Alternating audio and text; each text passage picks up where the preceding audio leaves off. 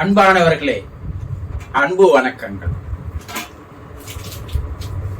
பெற்றோர்கள் இறந்து போனால் அதனால் ஏற்படுகின்ற இழப்பின் வலி வார்த்தைகளால் சொல்ல முடியாது. தாய் தந்தை இருவரும் சேர்ந்துதான் நம்மை உருவாக்கினார்கள், இல்லையா? ஒரு சினிமா பாடல், இறைவன் 2 பொம்மைகள் செய்தான் தான் விளையாட, அவை 2ம் சேர்ந்து ஒரு பொம்மையை செய்தது தாம் விளையாட என்று ஒரு பாடல் இருக்கும், இல்லையா? நாம் நம்முடைய பெற்றோர்களால் உருவாக்கப்பட்டோம். ஆனால் உடலை தந்தது பெற்றோர்கள், உயிரை தந்தது இறைவன். இந்த உடலுக்கு ஏற்ற உயிர் சேர்ந்த பிற்பாடுதான் நாம் பிறக்கிறோம். என்ன சொல்வார்கள் என்றால், தான் ஆடாவிட்டாலும் தன் தசை ஆடும் என்று சொல்வார்கள், இல்லையா? சில குடும்பங்களில் பெற்றோர்களுக்கும் பிள்ளைகளுக்கும் பேச்சுவார்த்தை இல்லாது இருக்கும். கருத்து வேறுபாடுகள், முரண்பாடுகள், சண்டை சச்சரவுகள் இருக்கும்.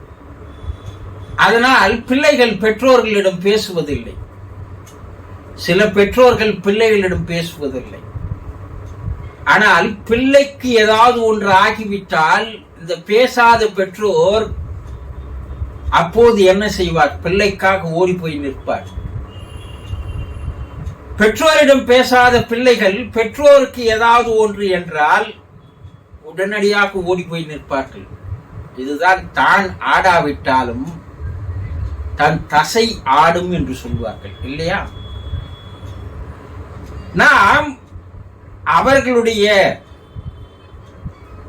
உருவத்தில், அவர்களுடைய உணர்வில், அவர்களுடைய உணர்ச்சிகள், அவர்களுடைய பழக்க வழக்கங்கள், அவர்களுடைய குணநலன்கள், நடவடிக்கைகள், பேச்சுக்கள் எல்லாம் அவர்கள் தந்தது தானே.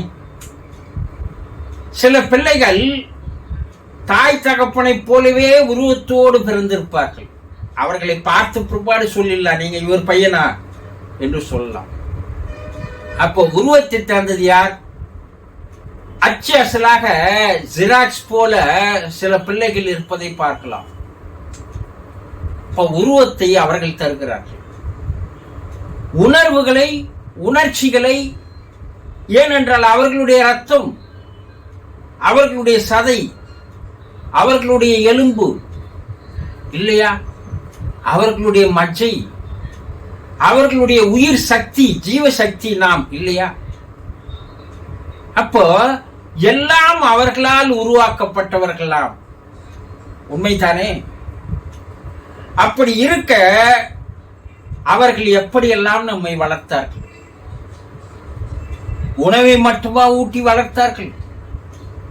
சொல்லுங்கள். அன்பு, பாசம், நேசம், பரிவு, இரக்கம், நல்லது, கெட்டது, நல்வழி, தீவழி என்பதையெல்லாம் சொல்லி சொல்லி சொல்லிதானே வளர்த்தார்கள். நாம் வளர்வதற்காக படிக்க வைத்தார்கள், வேலை வாங்கி தந்தார்கள், திருமணம் செய்து வைத்தார்கள். தன்னுடைய வாழ்நாள் முழுவதும் பாடுபட்டு உழைத்து சொத்து சேர்த்து வைத்திருக்கிறார்கள். தன்னுடைய பிள்ளைகள் அவர்களுடைய காலங்களில் கஷ்டமில்லாது வாழ வேண்டும்.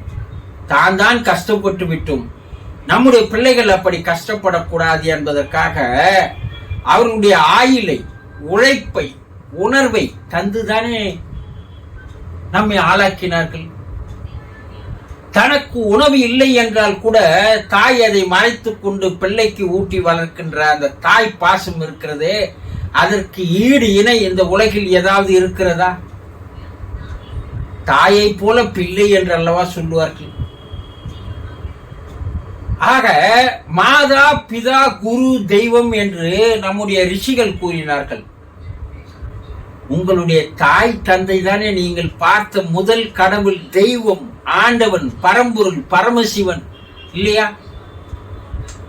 கண்ணால் கண்ட கடவுளை விட்டுவிட்டு கண்ணால் காணாத கடவுள்களை எல்லாம் தேடி ஓடி அதற்கு விரதம் இருப்பது, மாலை போடுவது, மலை ஏறுவது, அபிஷேகம் செய்வது, இதெல்லாம் ஒரு தேவைதானா? பெற்றோர்களை புறக்கணித்து விட்டு நீ எந்த ஒரு கடவுளை போய் எந்த ஒரு காரியங்களை செய்தாலும் உன்னை மாதிரி ஒரு முட்டாள் இந்த உலகத்தில் கிடையவே கிடையாது. நீ வணங்குகின்ற எந்த தெய்வமும் உன்னை ஆதரிக்காது, உனக்கு அன்பு தராது, அருள் தராது, ஆசீர்வாதம் செய்யாது. ஏனென்றால் தாய் தந்தையே கடவுள். உங்களோட 30-40 ஆண்டுகள் அந்த கடவுள்கள் இருக்கிறார்கள் இல்லையா? தாயிற் சிறந்ததொரு கோவிலும் இல்லை, தந்தை சொல் மிக்க மந்திரமும் இல்லை சொன்னாங்களே இல்லையா? அப்படி நமக்காக வளர்த்து ஆளாக்கிய அவர்கள் வாழ்நாள் முழுவதும் நமக்காக உண்ணாமல் உறங்காமல் உழைத்த அவர்கள், நம்மை உருவாக்கிய அவர்கள் இறந்து போனால் அது எவ்வளவு பெரிய இழப்பு! இவ்வுலகில் ஈடு செய்ய முடியாத ஒரு இழப்பு அது.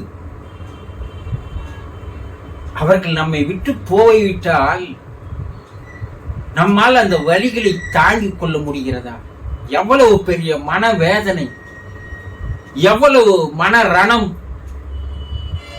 எவ்வளவு பெரிய கவலை, துக்கம், துயரம். அதிலிருந்து மீண்டே வர முடியாதே. நேற்று இருந்தார் இன்று இல்லையே. உலக விஷயங்களை எதையுமே புரியாத அளவிற்கு, கஷ்டம் என்பது என்ன என்று எங்களுக்கு தெரியாத அளவிற்கு எங்களை வளர்த்து ஆளாக்கினார்களே, இன்று இல்லையே. அனாதையாக்கப்பட்டு விட்டோமே, நாங்கள் எப்படி வாழ்வோம் என்றல்லவா நினைக்கிறார்கள். அப்ப அந்த பெற்றோர் தாய் தந்தையினுடைய இழப்பு என்பது யாராலும் சரி செய்ய முடியாது. அதற்கு ஈடு இணை கிடையாது. அப்படி இருக்கின்ற அந்த பெற்றோர்கள் வாழும்போது புறக்கணிக்கின்ற பிள்ளைகள் பெரும் பாவத்திற்கு ஆளாக்குகிறார்கள். வாழும்போது அவர்களோடு சகஜமாக பேசி சந்தோஷமாக இல்லாத பிள்ளைகள் பெரும் பாவத்திற்கு ஆளாக்குகிறார்கள். இதில் என்ன கருத்து வேறுபாடு என்ன? நான் பல ஆண்டுகள் அவரோடு பேசவில்லை, ஆனால் அவர் இறந்து விட்டார். நான் ஏதோ பெரிய தவறு செய்து விட்டேனே, நான் பெரிய பாவம் செய்து விட்டேனே, இதற்கு மன்னிப்பே கிடையாதா, எனக்கு பாப விமோச்சனம் கிடையாதா என்று பலர் சொல்லி அழுவதை நான் கேள்விப்பட்டிருக்கிறேன். இருக்கும்போது பெற்றோர்களை ஆதரிக்காமல், அவர்களுக்கு அன்பு செலுத்தாமல், அரவணைப்பு தராமல், அவர்களை பாதுகாக்காமல், பராமரிக்காமல், புறக்கணித்து விட்டு, ஒதுக்கிவிட்டு வாழ்கின்ற பிள்ளைகள் இறந்த பிற்பாடு துக்கப்படுவது என்று செயல்படுவது ஒரு பெரிய நாடகம் அல்லவா? கருத்து வேறுபாடுகள் இருக்கத்தான் செய்யும். உன்னுடைய மன செயல்பாடு வேறு, நீ எடுத்து வந்த கர்மா வேறு, அவருடைய மன செயல்பாடு வேறு, அவருடைய கர்மா வேறு. இரண்டு கர்மாக்களும் 100% ஒத்து போகாது. அதை புரிந்து கொண்டால் பெற்றோர்களை தெய்வமாக வணங்கலாம். அவர்கள் இறந்த பிற்பாடு செய்கின்ற மாபெரும் தவறு என்ன தெரியுமா? நான் வெளிநாட்டில் இருக்கிறேன், என்னால் வர முடியவில்லை, அவரை எடுத்து போட்டு விடுங்கள் என்று சொல்கிறார்களே, எவ்வளவு பெரிய பாவிகள் தெரியுமா? இந்த ஜென்மத்தில் இல்ல, அடுத்த ஜென்மங்களில் கூட அவர்கள் பாவங்களை அனுபவிக்கின்ற ஒரு ஜென்மங்களாக தான் பிறப்பார்கள். தன்னுடைய தகப்பனுக்கு செய்த துரோகம், அவனுடைய பிள்ளை அவனுக்கு செய்கின்ற துரோகத்தை இப்போது பார்த்து வருகிறோம் நேரடியாக. தன்னுடைய தகப்பன் பெற்றோரை வீட்டை விட்டு அனுப்பிய பிள்ளைகள், அவனுடைய பிள்ளைகள் வளர்ந்து வரும்போது அவனை வீட்டை விட்டு துரத்துகின்றன. சுழற்சி தானே. நீ எதை விதைத்தாயோ அதை அறுவடை செய்து தானே ஆக்க வேண்டும். அப்ப என்ன செய்ய? அவர்களுக்கு மனம் கோணாமல் அவர்கள் சந்தோஷமாக வாழும்படி வைத்திருந்தால் அனைத்து ஐஸ்வர்யங்களும் உங்களை தானாக தேடி வரும். அஷ்டலட்சுமிகளும் உங்களை நோக்கி ஓடி வருவார்கள். துன்பம், துயரம், கவலை, துக்கம் என்பது உங்கள் வாழ்நாளில் வரவே வராது. ஏனென்றால் தெய்வத்தை பராமரிக்கிறீர்கள். அப்படி இருக்கின்ற பிள்ளைகள் நன்றாகவே இருக்கிறார்கள். இரண்டாவது, அவர்கள் இயற்கை இறைவன் அழைத்து சென்று விட்டார். அவர்கள் ஆன்மா சாந்தி அடைய வேண்டும் அல்லவா? அப்ப என்ன செய்யணும்? பெற்ற பிள்ளைகள் அவர்களுக்கு ஈமச் சடங்குகளை செய்ய வேண்டும். அதுதான் ஒரு பிள்ளையினுடைய கடன். தன்னுடைய பெற்றோர்களுக்கு பிள்ளை செய்ய வேண்டிய கடன் எது என்றால் ஈமச் சடங்குகளை செய்வது. அதை செய்யாமல் எத்தனை பிள்ளைகள் என்று புறம் தள்ளுகிறார். அந்த ஆன்மா சாந்தி அடையாது. அது துக்கத்திலும் வேதனையிலும் கஷ்டத்திலும் கவலையிலும் இருக்கும் போது அதனுடைய மன அலைகள் அவனை பாதிக்க செய்யும். அவனை பல்வேறு வகைகளில் துன்புறுத்த செய்யும், கஷ்டப்பட செய்யும். பல சிக்கல்களில், பிரச்சனைகளில் அவனை மாட்ட வைக்கும். பிள்ளைகள் இல்லையே, என்ன செய்வது? பெண் இருந்தால் அவள் 21 வயதிற்குள்ள இருந்தால் அந்த பெண் செய்யலாம். மயான காற்றுக்கு போய் செய்ய வேண்டிய அவசியம் இல்லை.